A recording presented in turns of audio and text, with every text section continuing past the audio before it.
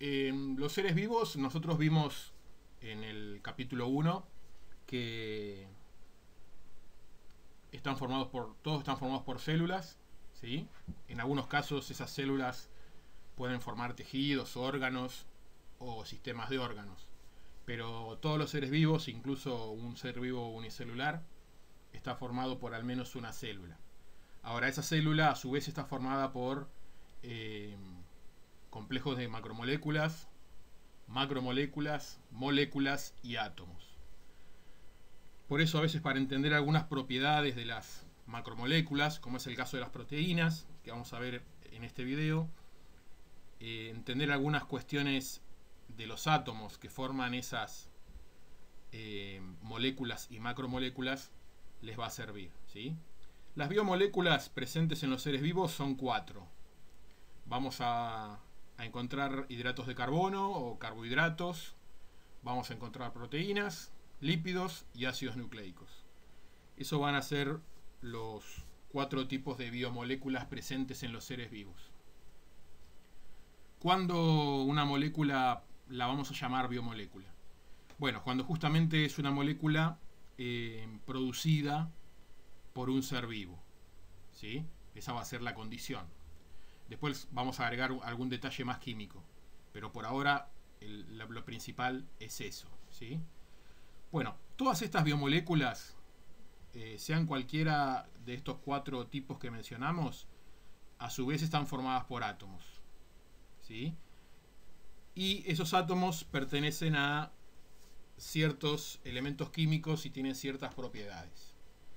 De toda la variedad de elementos químicos que hay, sin embargo, en los seres vivos encontramos en mayor proporción, en una proporción muy alta, 6 elementos químicos, ¿sí? O sea que estas biomoléculas están compuestas siempre por carbono, hidrógeno y oxígeno. Esos 3 elementos químicos los vamos a encontrar en todas las biomoléculas, y en algunas aparte podemos llegar a encontrar nitrógeno, fósforo y azufre. Las letras iniciales que tienen al lado de cada nombre es el símbolo químico, ¿sí? Que figura en la tabla periódica. Algunos son más fáciles, pero fíjense que por ejemplo el azufre y el fósforo tienen otra letra que no es la inicial del nombre del elemento. Esta es una tabla periódica simplificada, ¿sí? Porque no están todos los elementos químicos, pero para lo que nosotros queremos ver es más que suficiente, ¿sí? Fíjense que están... Primero vamos a aclarar algunas cosas de la tabla periódica. La tabla periódica es un ordenamiento de los elementos químicos, pero el ordenamiento tiene que ver con sus propiedades, ¿sí? Con propiedades, lo que llaman propiedades periódicas de los elementos, es decir, no es un orden caprichoso. Como en toda tabla tenemos filas y columnas. Las filas se llaman períodos, por eso lo de tabla periódica. Las columnas se llaman grupos, ¿está bien? Los períodos se enumeran del 1 al 7 con números, los que usamos cotidianamente, números arábigos.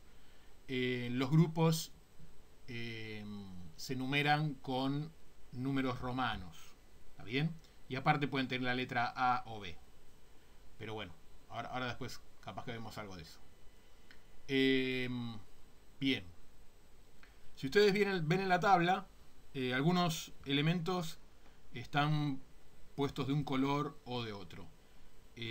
Lo bueno de esta tabla es que justamente el color está señalando la abundancia de ese elemento químico en los seres vivos, ¿sí? Y justamente fíjense que los 6 elementos químicos que están en rojo, carbono, hidrógeno, oxígeno, nitrógeno, fósforo y azufre, son justamente los más abundantes, ¿sí?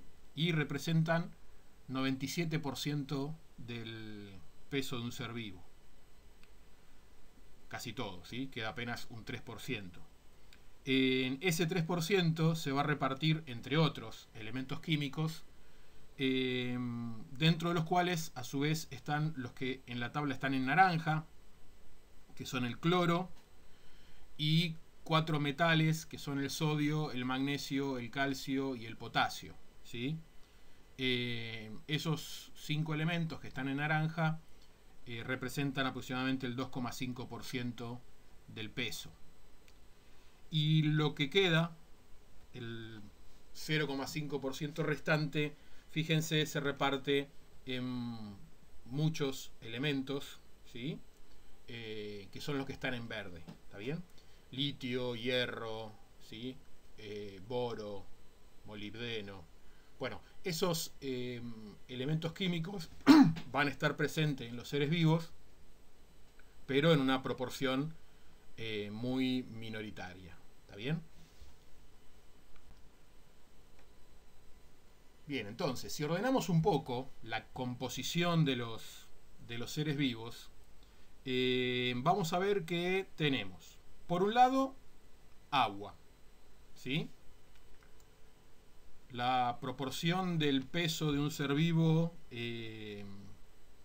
correspondiente al agua es muy alta, ¿sí? Aproximadamente en nuestro cuerpo es el 70% de nuestra masa es agua.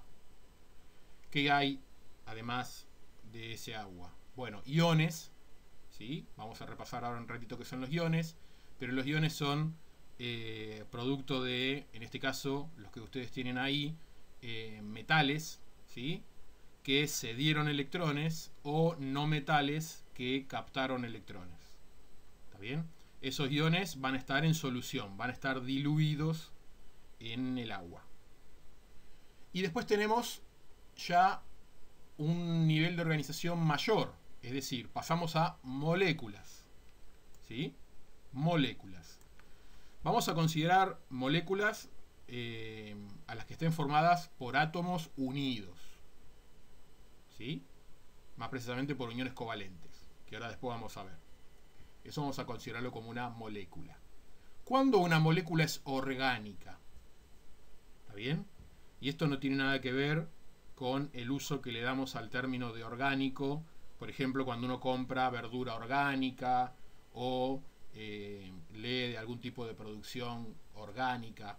Ese es otro significado de la palabra orgánica, pero en química una molécula es orgánica cuando está formada o su esqueleto está formado por una cadena de carbonos, ¿sí?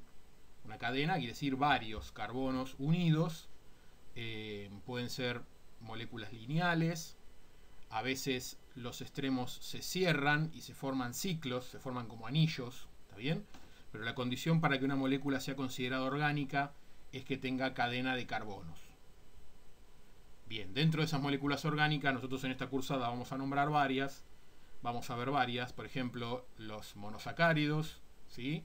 Que son azúcares, como la glucosa, por ejemplo, los aminoácidos, que vamos a ver en más detalle dentro de un rato, los nucleótidos, los ácidos grasos, todos estos son moléculas.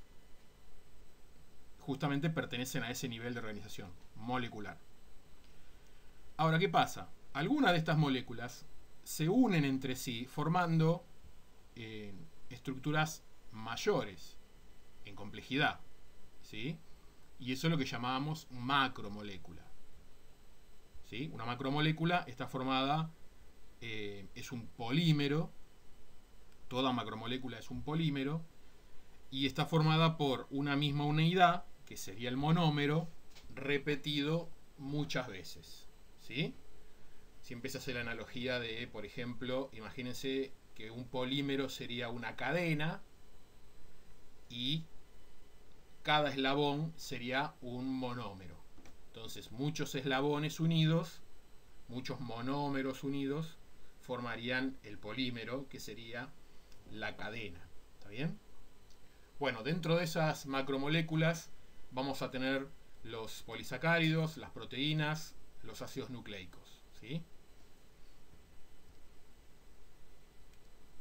Bien, cuando nosotros veíamos la tabla periódica, los elementos químicos están ordenados en la tabla periódica. Si uno empieza por el periodo 1 a la izquierda, que está el hidrógeno, y va avanzando como nosotros leemos normalmente, o sea, hacia la derecha y hacia abajo, los elementos químicos están ordenados por la cantidad de protones que tienen, Entonces, por ejemplo, si yo miro la tabla periódica, veo el elemento carbono y puede tener unos cuantos números y cosas acá, pero siempre va a tener este numerito, que es el número atómico, es un número entero, ¿sí? Un número natural. Este número representa la cantidad de protones que tiene el átomo, ¿sí?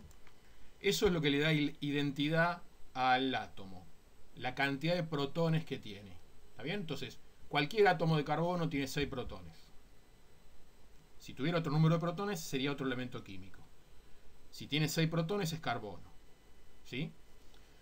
Recuerden que los protones tienen carga positiva, son partículas con una carga positiva.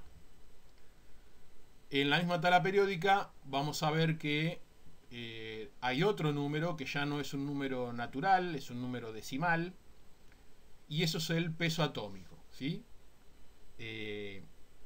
Eso ya lo que me está dando, ese valor me está dando una idea de la masa del átomo en una escala relativa, ¿sí? Pero ¿qué pasa? ¿Qué le da masa al átomo? ¿Qué le da peso? Aunque masa y peso no es lo mismo, pero ¿qué le da masa al átomo? Los protones, los neutrones y los electrones, ¿sí? Vamos a repasar eso. Todos los átomos están formados por protones, neutrones y electrones. Los protones y los neutrones son los dos tipos de partícula que tienen más masa, ¿sí? Los electrones, comparado con los protones, son 2000 veces más menos pesados, ¿sí? Son mucho más chiquititos. Entonces, este número que está acá, lo que me está diciendo es la masa relativa del carbono, y esto tiene en cuenta todas las partículas que forman el átomo de carbono, neutrones, protones y electrones. Por eso el valor es un valor decimal, ¿está bien? Esto representa un valor relativo de masa y esto representa la cantidad de protones, ¿está bien? No puede ser nunca un número decimal. ¿Qué información nos da esto? ¿Para qué nos sirve a nosotros en esta materia, en biología? Los átomos son, por definición, neutros. Y además de los protones, con su carga positiva, y los neutrones, que no tienen carga, están los electrones, que tienen carga negativa. Entonces, si el átomo es neutro, quiere decir que sus cargas están balanceadas, que hay la misma cantidad de cargas positivas que de negativas. Entonces, si yo vuelvo a esto, el carbono tiene 6 protones, pero como átomo es neutro, por deducción tiene que tener 6 electrones. Entonces, de forma indirecta, el número atómico de un elemento nos dice cuántos electrones tiene. Ojo, la identidad del átomo la da la cantidad de protones, no la cantidad de electrones. Porque vamos a ver que hay átomos que pueden captar protones, con lo cual su número de... Perdón, pueden captar electrones, me corrijo, pueden captar electrones, con lo cual su número de electrones aumenta, pero el número de protones continúa siendo el que era, ¿está bien? Hay átomos que pueden liberar electrones, o sea que su número de electrones disminuye, pero su número de protones sigue siendo el que era, ¿sí? En particular a nosotros nos interesan más los electrones, porque en las uniones químicas, ¿sí? Nosotros queremos estudiar moléculas, queremos salir del nivel atómico y pasar a molécula y macromolécula. Necesitamos que los átomos se unan. En esas uniones químicas participan fundamentalmente los electrones. Y sobre todo, del total de electrones, van a participar más los electrones que estén más lejos del núcleo del átomo. Para eso vamos a repasar con esta ilustración que es muy simple, ¿sí? Que nos está haciendo recordar que en el núcleo están los protones, que acá estarían en rosa, los neutrones, que serían estas dos, representados por estas dos pelotitas marrones. Eso forma la masa del núcleo, ¿sí? Orbitando, aunque no en órbitas como los planetas, pero digamos, moviéndose por fuera del núcleo, están los electrones, ¿sí? Y esos electrones están dispuestos en orbitales. Esos orbitales son como capas que se van formando desde el núcleo para afuera. ¿Está bien? Los electrones siempre van a estar ocupando orbitales. Y esos orbitales se van a ir completando, porque no es que en cada orbital entre una cantidad indefinida de electrones, ¿sí? Sino que esos orbitales aceptan cierta cantidad de átomos, y una vez que ese orbital está completo, se empieza a completar el orbital que sigue, para afuera. Y si ese está completo, el que sigue. ¿Se entiende? Bueno, los electrones que participan en las uniones químicas son sobre todo los electrones del último orbital. Esos son los que van a, en cierta forma, darle el tipo de comportamiento que va a tener ese átomo, ¿sí? Justamente, los electrones de los últimos orbitales van a ser los que participan en las uniones químicas, ¿sí? Y ahí se pueden dar varias situaciones. Hay elementos químicos que tienen pocos electrones, ¿está bien? Entonces esos electrones están muy cerca del núcleo, ¿sí? Hay elementos químicos que tienen más electrones, entonces, ¿qué pasa? Al irse completando los orbitales, estos electrones quedan en capas más externas, ¿sí? Bueno, acá lo que aparece es una propiedad que a nosotros nos va a servir en biología, que es una propiedad de los elementos químicos, que es lo que se llama la electronegatividad, ¿sí? La electronegatividad siempre se entiende pensando en una unión química. Es decir, si yo tengo dos átomos que establecen una unión química, ¿está bien?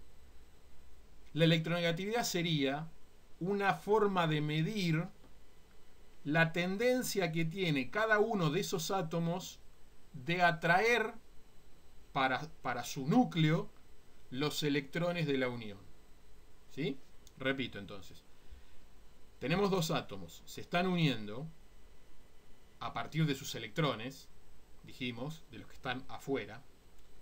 Ahora, cada uno de esos átomos va a tener una atracción, una tendencia a atraer esos electrones, porque en el núcleo están las cargas positivas. La medida de cuánto atraen esos electrones es lo que conocemos como electronegatividad. ¿Y eso de qué depende? La electronegatividad de un elemento químico. Les dije recién, depende de la cantidad de protones que tiene el núcleo, porque ¿qué pasa? Cuanto más protones en el núcleo, más carga positiva. Uno pensaría que hay más atracción. Y a priori sí. Pero ¿qué pasa también? Cuanto más protones hay en el núcleo, es porque también hay más electrones. ¿Se acuerdan que la cantidad de electrones la podíamos deducir a partir de la cantidad de protones? Entonces, si yo tengo muchos protones en el núcleo, también tengo muchos electrones. Y esos electrones, al ocupar orbitales, los orbitales se irían completando, porque son muchos electrones, y los últimos quedarían relativamente lejos del núcleo. O sea que hay que tener varias cuestiones en consideración. Igual nosotros van a ver cómo vamos a usar esto, no es que ustedes tienen que aprender a calcular, nada de esto, ¿sí? Si vuelvo a esa misma tabla periódica que mostramos antes, la electronegatividad, vuelvo a decir, la tendencia a atraer hacia el núcleo los electrones de una unión química, aumenta como está el sentido de las flechas en negro, ¿sí? O sea que pensando en las filas, en los periodos, aumenta hacia los periodos más chicos, del 7 al 1, ¿sí? Si lo veo así, por ejemplo, el sodio es más electronegativo que el potasio, ¿está bien? El sodio es más electronegativo que el potasio. Y el litio es más electronegativo que el sodio. Si lo pienso a nivel de grupos o de columnas, la electronegatividad aumenta hacia la derecha. ¿Tá? Entonces, combinando las dos cosas, uno podría ver en la tabla que justamente en la zona de elementos de mayor electronegatividad es esta esquina, ¿sí? Porque estamos en periodos bajos y tirados hacia la derecha. Otra cuestión que tienen que tener en cuenta para las uniones químicas, y esto capaz que lo vieron en estudio previo de alguna materia relacionada con la química, es lo que en química se conoce como la regla del octeto. La regla del octeto es, o la idea que da es que los átomos al unirse, lo que tienden a hacer es a completar, ¿sí?, el último orbital que tienen, lo tienden a que esté completo. Eso tiene que ver con que al estar completo al átomo le da cierta estabilidad, ¿no? Entonces, la mayoría de los orbitales, excepto el primero, el más chiquito, el que está más cerca del núcleo, la mayoría de los orbitales se completan con 8 electrones. ¿Está bien? Excepto este que decíamos, que está más cerca del núcleo, que se completa con 2. Entonces, podemos pensarlo de esta forma. Los átomos, al unirse, tratan de completar ese último orbital, ¿está bien? Y de tener justamente 8 electrones en ese orbital. Por eso lo de la regla del octeto. En la tabla periódica, este grupo, ¿sí?, el que está más a la derecha, que es el grupo 8A, son justamente elementos químicos que tienen su último orbital completo. Está completito, 8. Y eso hace que, si ya tienen el último orbital completo, son elementos químicos que es muy difícil que se combinen con algo, no reaccionan. Por eso se los llama también gases inertes, ¿sí?, o gases nobles. No se combinan con otras sustancias, porque justamente ya tienen sus últimos orbitales completos. Así que, desde el punto de vista biológico, podemos pensar como que esta columna no existe, ¿sí?, para nosotros. ¿Está bien? Ahora, fíjense justamente los elementos carbono, nitrógeno, oxígeno, azufre y fósforo, que eran 5 de los que estaban en las biomoléculas, están dentro de los elementos muy electronegativos, ¿sí? El hidrógeno, que está en el grupo 1A, en realidad está acá por una cuestión de convención, pero el hidrógeno, por su parecido químico, es más parecido a estos que al grupo 1, ¿sí? O sea que, por más que este elemento esté ubicado acá, ustedes tienen que pensarlo como que químicamente pertenece a este mismo club, digamos, de elementos con una electronegatividad media o para arriba, ¿no?, o mayor. Entonces, ¿cómo se pueden unir los átomos entre sí? Bien, una de las formas de uniones químicas es lo que llamamos la unión covalente. Cuando dos átomos se van a unir covalentemente, cuando compartan electrones entre sí, ¿sí? Es decir, se unen, el compartir electrones permite que los dos agreguen electrones al nivel que tengan incompleto, pero ninguno le saca el electrón al otro. Ese electrón está siendo compartido. Esa es la condición para que la unión sea covalente. Y ahí tenemos varias posibilidades, ¿sí? ¿Qué pasa si uno de los elementos es más electronegativo que el otro? Un poquito, no mucho, ¿sí?, pero un poquito. Por ejemplo, el oxígeno es de estos 6 que nosotros estamos considerando, los que estaban en rojo, el oxígeno sería el más electronegativo de todos. ¿Está bien? Hay valores para la electronegatividad, tienen valores y una tabla, pero no importa. O sea, por ahora alcanza con saber cuál es más electronegativo que otro y listo. El oxígeno es el más electronegativo Y el hidrógeno, dentro de estos 6, es el menos electronegativo. Pero cuando se unen, ¿está bien?, comparten electrones. No es que el oxígeno le saca los electrones al hidrógeno. No, no, los comparten. Pero como hay uno que es más electronegativo que el otro, esta unión covalente va a ser una unión covalente que la podríamos pensar de esta forma, ¿no? Los electrones compartidos están más próximos al oxígeno que al hidrógeno. ¿Sí? Eso va a hacer que si esos electrones que tienen carga negativa están más cerca del oxígeno, va a hacer que la zona del oxígeno, la zona que rodee al átomo de oxígeno, tenga mayor negatividad en comparación con la zona del hidrógeno. ¿Está bien? ¿Sí? Pero, repito, el oxígeno no le sacó los electrones al hidrógeno. No, no, están compartiendo. Pero, sin embargo, esto es asimétrico, porque el oxígeno los tira más para su lado. A ese tipo de uniones covalentes las vamos a llamar polares. ¿Por qué? Porque la molécula, la unión, perdón, que se está formando, tiene como una zona más negativa y una zona más positiva. La zona más negativa es la que tiene más cerca a los electrones y la zona positiva es la que lo tiene más lejos. Y ejemplos típicos son las uniones entre oxígeno e hidrógeno y nitrógeno e hidrógeno. Estos son ejemplos de uniones covalentes polares. ¿Está bien? Ahora, ¿qué pasa si los dos elementos químicos son iguales? Carbono-carbono. Y por definición tienen la misma electronegatividad.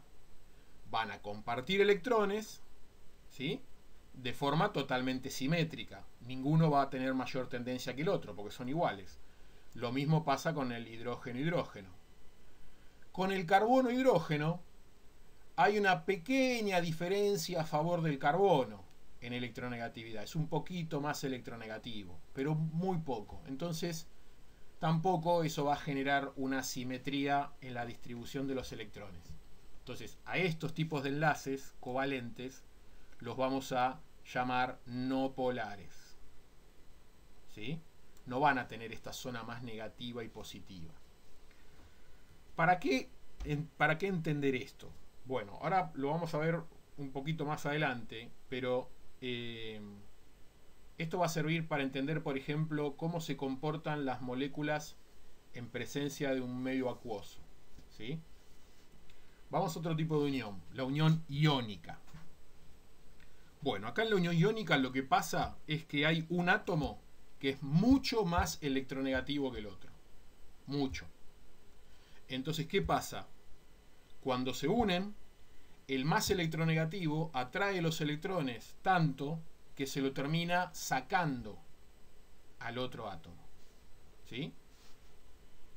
Entonces, en este caso, lo que pasa es que yo tenía un átomo con cierta cantidad de electrones, pero al ser muy electronegativo con respecto al otro, le saca un electrón. O sea que ahora este átomo tiene un electrón más. El electrón tiene carga negativa. O sea que ahora este átomo dejó de ser neutro. ¿Sí? Ahora es un átomo con carga eléctrica, en este caso negativa. ¿Sí? ¿Y qué le pasa al átomo que perdió el electrón? Al perder un electrón, se desbalanceó su relación entre protones y electrones. Ahora tiene un electrón menos, o digamos tiene un protón más en comparación con los electrones. O sea que ahora tiene carga positiva. ¿Sí?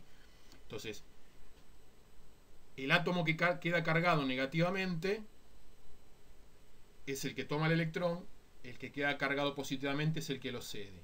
¿Y qué hace que ahora estos dos átomos se unan? Justamente la diferencia de carga eléctrica. ¿Sí? Cargas eléctricas diferentes se atraen. Acá tienen el caso de la unión iónica. ¿Sí? Por ejemplo, el sodio tiene un electrón en su último orbital. ¿Sí? cuando se une con un elemento como el cloro, que tiene 7 electrones en el último orbital, el cloro es mucho más electronegativo que el sodio, le roba este electrón. Entonces ahora el cloro queda así. Ven que a nivel de núcleo no pasa nada. Tiene un electrón más, o sea que una carga negativa. ¿Sí? Esto es un anión, porque es negativo, es un ion negativo, un anión. El sodio, que perdió su último electrón, completó el último orbital. Ven que le quedó con 8 el último. Pero claro, perdió un electrón, quedó desbalanceado con respecto las cargas con respecto al núcleo. Entonces, ahora tiene carga positiva. Y ahora la unión entre este catión, por ser positivo, y anión, es simplemente por diferencia de carga eléctrica. Esto no es una molécula. Molécula es cuando la unión entre átomos es covalente. ¿Sí?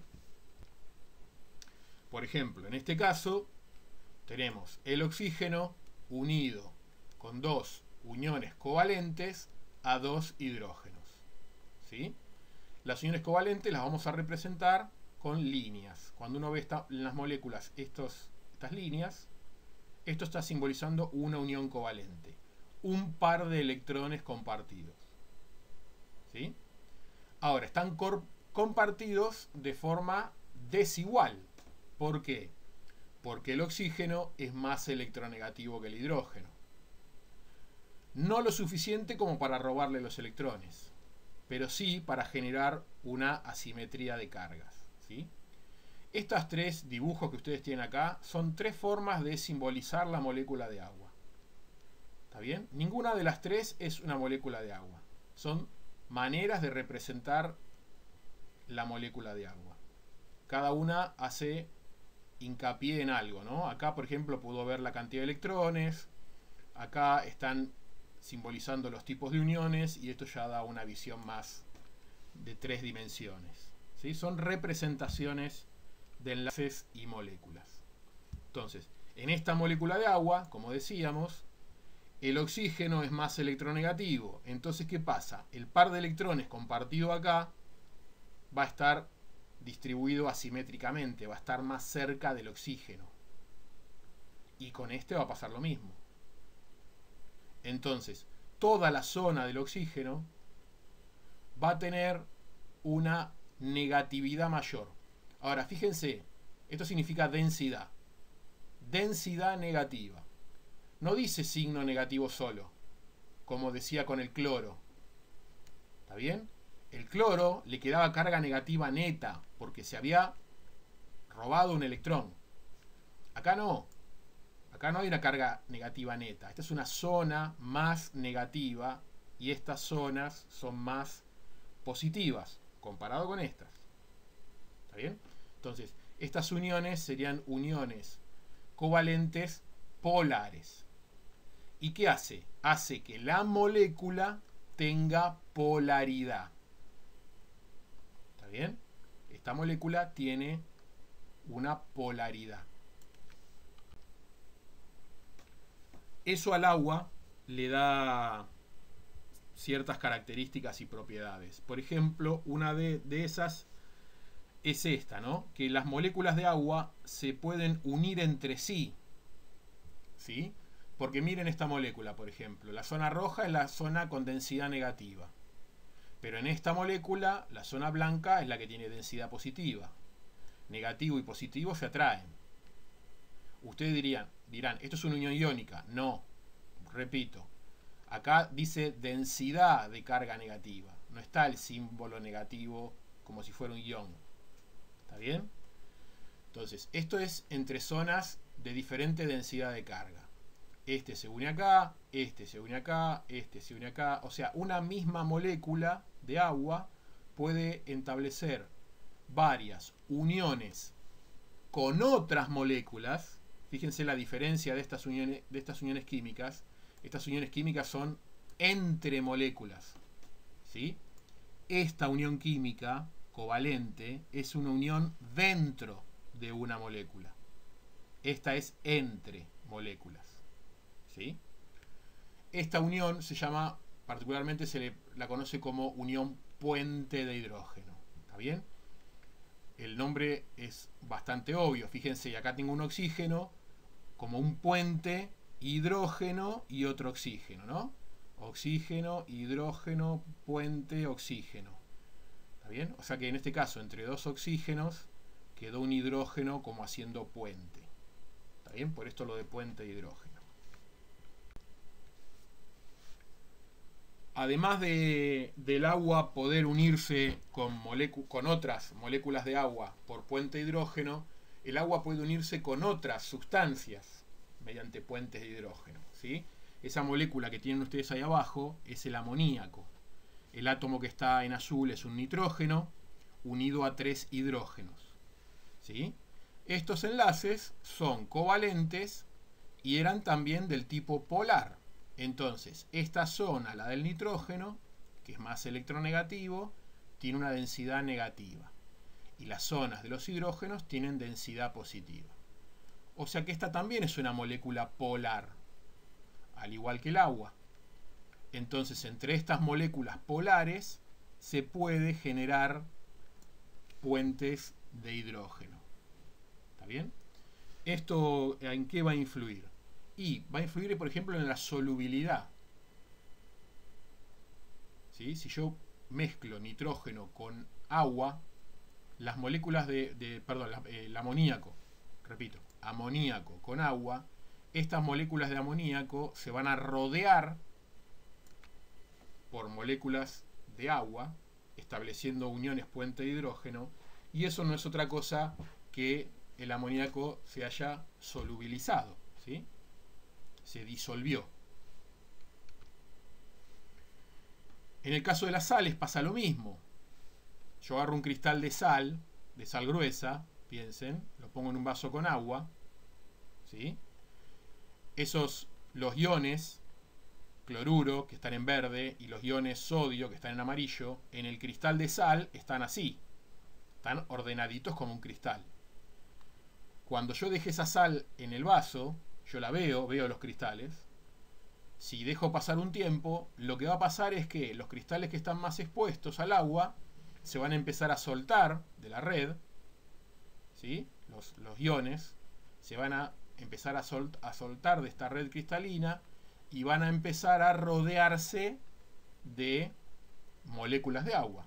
Y fíjense cómo, ¿no? El cloro, que tiene carga neta negativa, esto es una carga neta, esto no es densidad, esto es carga neta, el cloro se va a rodear por zonas de densidad positiva, ¿no? Que eran los hidrógenos. Y el sodio se va a rodear, que es positivo, es un catión, se va a rodear por oxígenos que tienen densidad de carga negativa, ¿sí?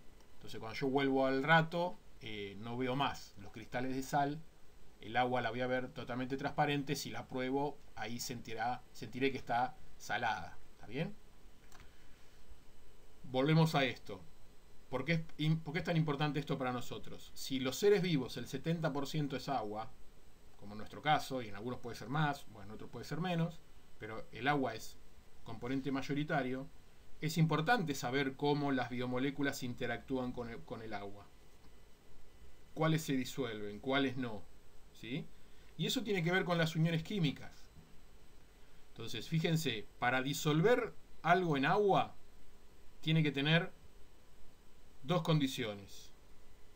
Una es poder rodearse de moléculas de agua. O sea que la primera cosa que influye es el tamaño. ¿Sí? Este cloro se puede rodear por moléculas de agua porque o sea, las moléculas por su tamaño pueden rodearlo. El sodio también. ¿Sí? Pero si la estructura que entra en contacto con el agua es mucho más grande que el agua, ahí puede interactuar con el agua, pero capaz que no se disuelve. ¿Está bien? Vamos a ver ejemplos de esto más adelante. Pero ustedes pueden razonarlo ya pensando, por ejemplo, en un papel. ¿Sí? Un papel se moja, papel común se moja, o sea que absorbe agua, pero no se disuelve. ¿Sí? La otra condición es que pueda establecer uniones con las moléculas de agua. Las sustancias que se disuelven en agua son las que pueden de alguna forma establecer uniones con esas moléculas. Y tienen que ser uniones de puente de hidrógeno, ¿sí? O por tener carga eléctrica, como en el caso de la sal. Una sustancia que no tenga ni enlaces polares ni carga eléctrica no va a poder disolverse en agua, porque no va a poder ni hacer puentes de hidrógeno, ni siquiera tiene carga eléctrica, ¿sí? Que es, por ejemplo, lo que pasa cuando veamos químicamente cómo están constituidos, no sé, un aceite o una grasa, ¿sí? No se disuelven en agua justamente porque no pueden establecer estas uniones entre moléculas de agua y de la otra sustancia, ¿sí? Esta diapositiva resume lo que vimos hasta ahora, definiendo estos dos términos nuevos que son hidrofílico e hidrofóbico, ¿sí? Hidrofílico, que sería amor o afinidad por el agua, justamente lo vamos a emplear en moléculas que pueden hacer uniones intermoleculares con moléculas de agua, ¿sí? Ya sea mediante puentes de hidrógeno o por en diferencia de densidad de carga eléctrica, ¿sí? Ahora, ¿cómo me puedo dar cuenta que una molécula es hidrofílica? Y bueno, justamente tengo que ver que en su estructura química tenga enlaces polares, ¿sí? Porque justamente para hacer puente de hidrógeno con el agua, la otra molécula va a tener que tener zonas con densidad de carga eléctrica diferente. O sea que va a tener que tener enlaces polares. Y los enlaces polares entre los átomos que estamos manejando se dan sobre todo entre, recuerden, oxígeno e hidrógeno y nitrógeno e hidrógeno, ¿sí? Estos son los enlaces covalentes polares. Entonces, moléculas que tengan mucho de estos enlaces van a tener mucha polaridad y eso las va a hacer más solubles en agua. Y después, como dijimos, agregamos los compuestos iónicos, los que directamente tengan carga eléctrica neta, ¿sí? Como dimos el ejemplo de la sal. E hidrofóbico va a quedar para las moléculas que no pueden establecer estas uniones con el agua, ¿sí? Entonces rechazan al agua, no se disuelven en agua, por eso lo de fobia, ¿no? Tienen como fobia al agua. Y ¿cómo me puedo dar cuenta mirando la estructura de una molécula si es hidrofóbica? Y voy a ver un gran contenido de enlaces no polares, ¿sí? Sobre todo enlaces carbono-carbono y carbono-hidrógeno. ¿Está bien? Entonces, fíjense que esto lo vamos a aplicar ahora en las presentaciones que siguen y en esta también, para ver cómo mirando un compuesto químico yo puedo más o menos razonar qué zona del compuesto es polar, qué zona no es polar, y sé que la zona polar va a poder unirse con el agua, ¿sí? Y la zona no polar no. Entonces habrá que ver en el balance de cuál de estos dos tipos de zonas hay más, ¿no? Esto va a pasar, o sea, una misma molécula puede tener una zona netamente no polar y en un extremo una zona muy polar. Bueno, justamente esa molécula a la zona polar se le unirá agua y a la otra no. Entonces esto interviene directamente con la interacción con el agua.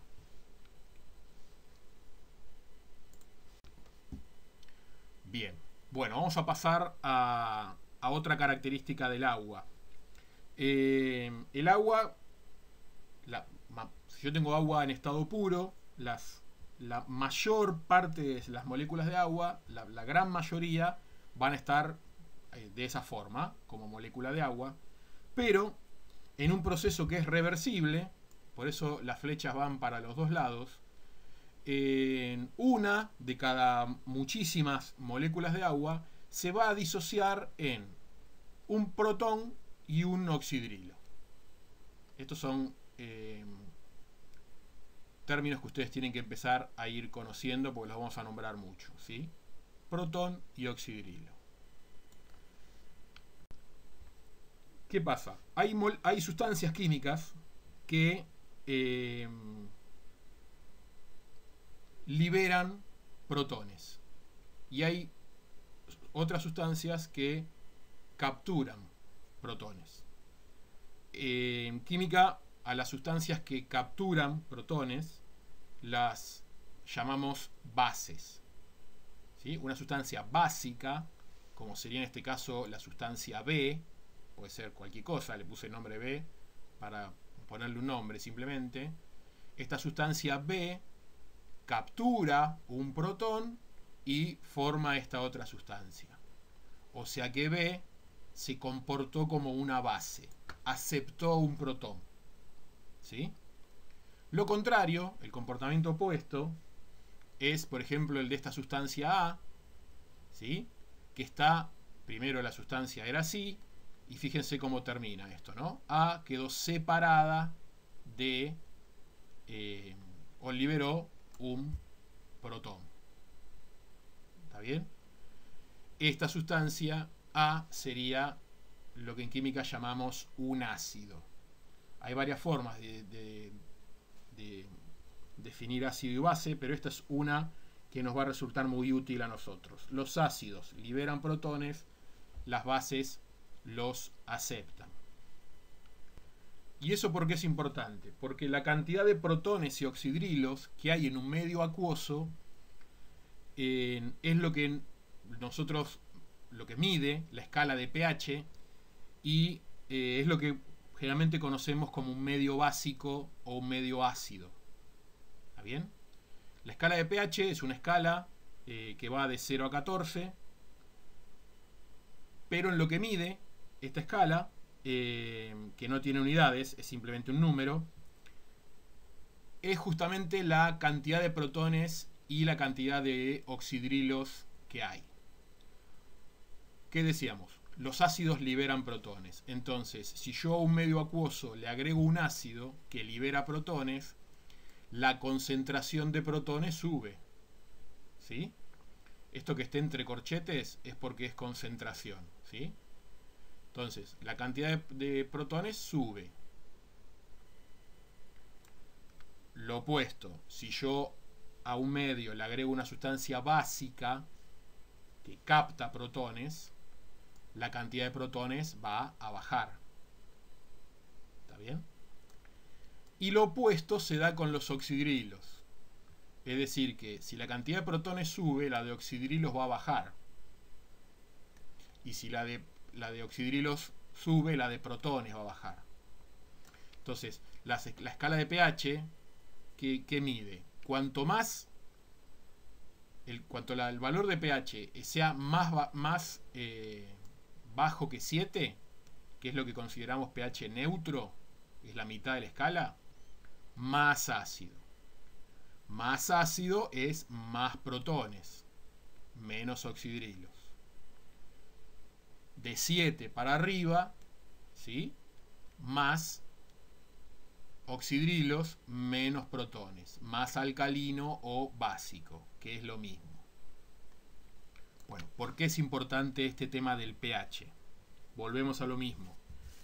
El agua, que es componente mayoritario de los seres vivos, las biomoléculas que estén en ese medio acuoso, según el pH, según si haya más o menos protones, esas biomoléculas pueden comportarse de diferente forma.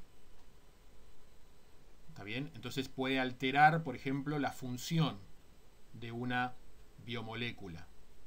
Entonces, los seres vivos, el medio interno, por ejemplo, de una célula, tiende a tener un pH constante, o lo más constante posible, porque variaciones muy grandes de pH van a alterar las moléculas que conforman a esa célula. ¿Está bien? lo vamos a seguir nombrando el pH y vamos a dar más ejemplos ahora cuando nos metamos